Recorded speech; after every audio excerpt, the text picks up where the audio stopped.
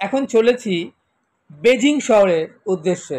Bullet ট্রেনে যেতে যেতে আমি আপনাদেরকে ট্রেনের ভেতর থেকে বেজিং শহরের বাইরেটা আপনাদেরকে ঘুরিয়ে দেখাচ্ছি। এই চায়নার একটা বিশেষত্ব হলো যে এখানকার মানুষেরা বুলেট ট্রেন চড়তে বেশি পছন্দ করেন, কারণ হাই স্পিড বুলেট ট্রেনে খুব তাড়াতাড়ি এক স্থান থেকে আরেক স্থানে যাওয়া যায় এবং এই জার্নিটা বেস্ট কমফর্টেবল।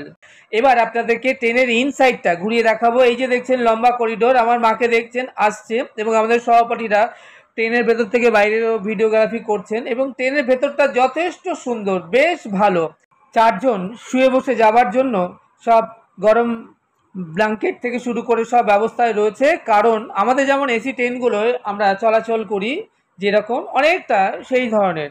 ট্রেনের ভেতরে চা কফি খাবারও ব্যবস্থা রয়েছে, সুইচ টিপলে গরম জল পড়বে এবং টি ব্যাগ এবং কফির পাতাও সেখানে রাখা রয়েছে, আপনি চাইলে টি বা কফি বানিয়ে খেতে পারেন।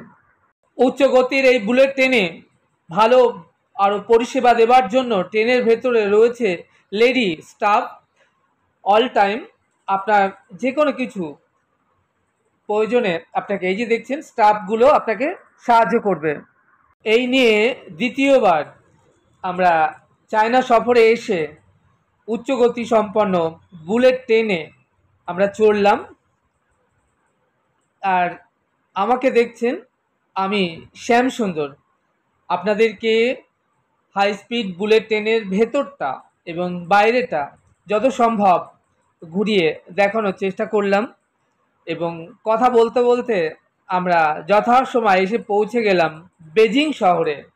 এই যে দেখছেন বুলেট ট্রেনটি দাঁড়িয়ে রয়েছে, আমরা এক এক করে সকলে ট্রেন থেকে নামছি এবং আমরা এখান থেকে যাব, স্টেশনের বাইরে দাঁড়িয়ে আছে আমাদের গাড়ি এবং সেখান থেকে আমাদের নির্দিষ্ট যে হোটেল রয়েছে আমরা সেখানে যাব, রেস্ট বিশ্রাম খাওয়া দাওয়া সেরে আমরা ইভিনিংয়ে বেরোবো বেজিং শহরে যে শপিং মলে রয়েছে সেখানে কেনাকাটা করবার জন্য।